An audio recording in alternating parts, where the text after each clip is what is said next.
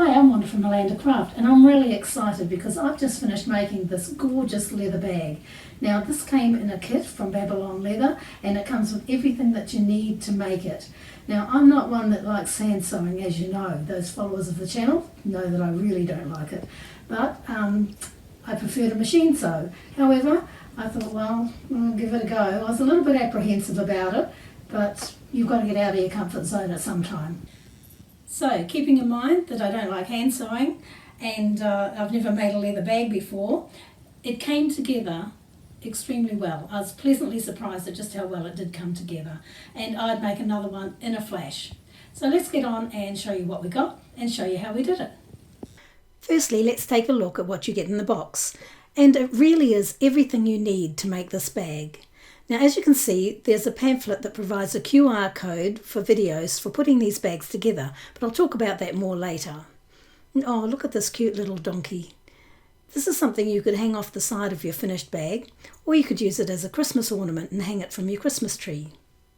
Now, next up we have a bag that includes tools and hardware, and when we opened it, this is what we found in the bag.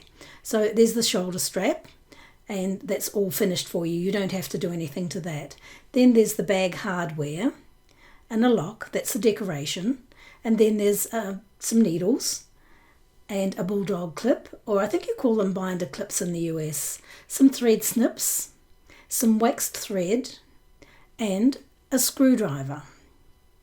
And then there's these rather interesting white rubber objects, and yes, we know what you may be thinking because we had a bit of a discussion about them. But these are actually called finger cots, and they help to prevent marking the leather and also to protect your fingers when pulling the needle through or tightening stitches.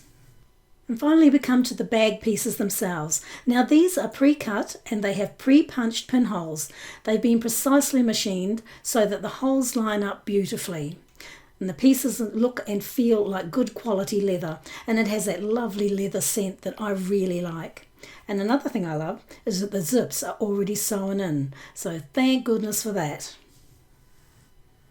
The only thing that doesn't come with the kit are written instructions, and we found this to be a bit disconcerting at the start, but the company does provide excellent video tutorials for each of their bag kits. So you can head over to their YouTube channel, or you can open the camera app on your phone or tablet and scan the QR code on the leaflet. And you'll see that they have many tutorials on their channel.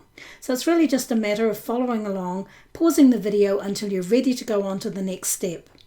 When we got to an intricate bit and we felt the video was going a little too fast for us, we just clicked on the playback speed setting in Google and slowed it right down. But really, the video we found was excellent and so easy to follow. Okay, so here we go. The first thing we had to do was thread the needles, and there are plenty of needles included in the kit. They have large eyes, making them easy to thread, and the thick waxed thread makes it nice and easy to sew the stitches. Now once you've threaded the needles, you have to split the thread, as you can see here. You come back and you pierce the needle through the thread and then pull it back on the thread, and you make sure you do this on both ends, so you have a needle at either end of your piece of thread. This ended up being a lot easier than regular needle threading, as there were no knots to tie off at the end, and the thread stayed beautifully in place and didn't accidentally come out of the needle during the stitching process. In the video, they tell you how much thread you need to cut for each step. So for example, for the handles, they'll tell you to cut the thread 4 times the length of the leather handle strip. And this was always pretty accurate, and in most cases we ended up with extra thread left over, except for one spot where we felt we could have done with a little bit more thread. And that was the part where we were attaching the inner pouch, but we'll get to that later on.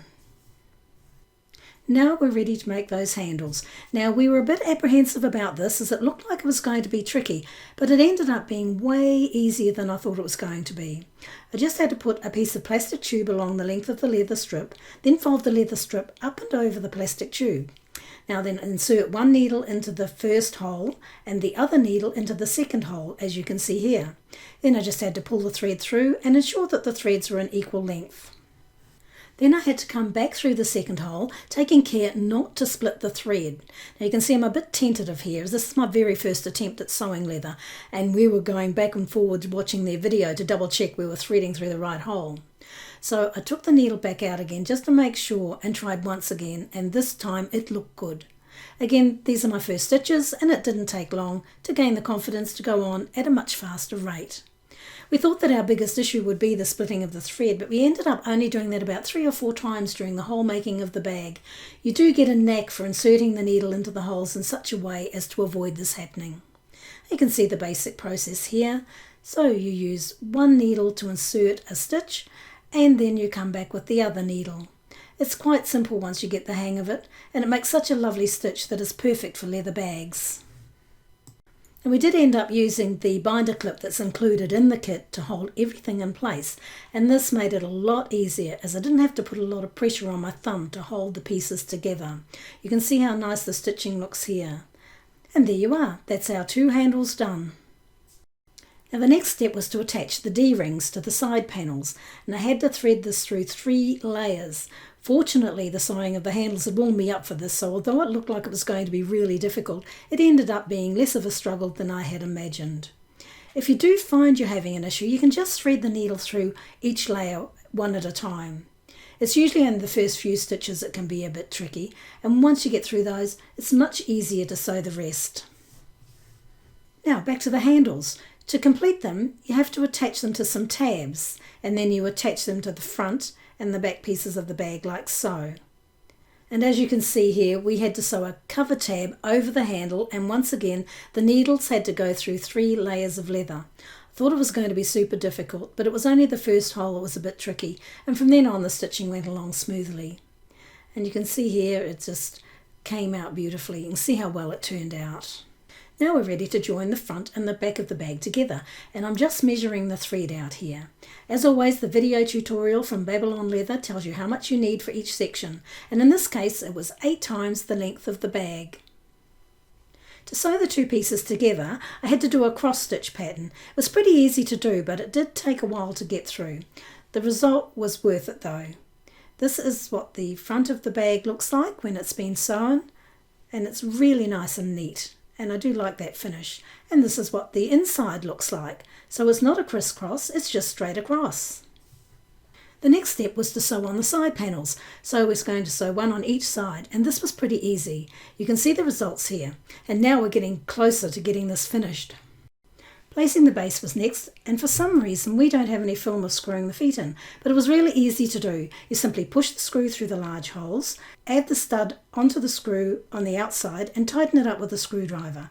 Now all of the hardware for the feet, including the screwdriver, are included in the kit, and you can see the inside of the bag where the screw has gone through, and you can see what it looks like on the outside.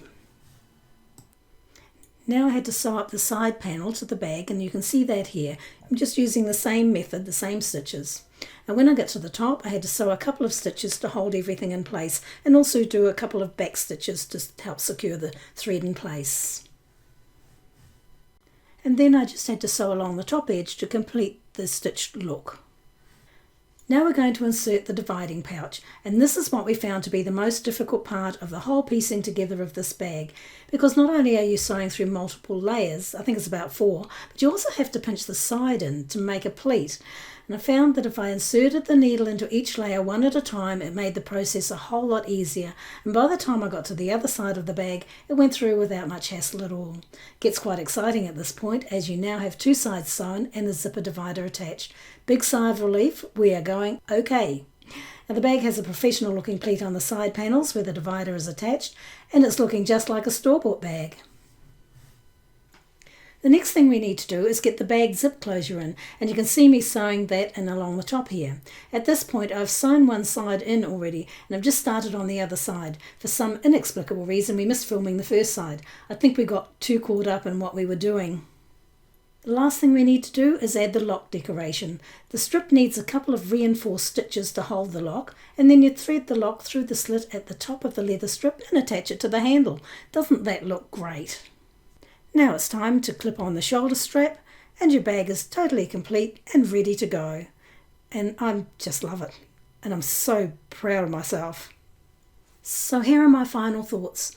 I have to say that I absolutely loved it. I found the whole process extremely satisfying.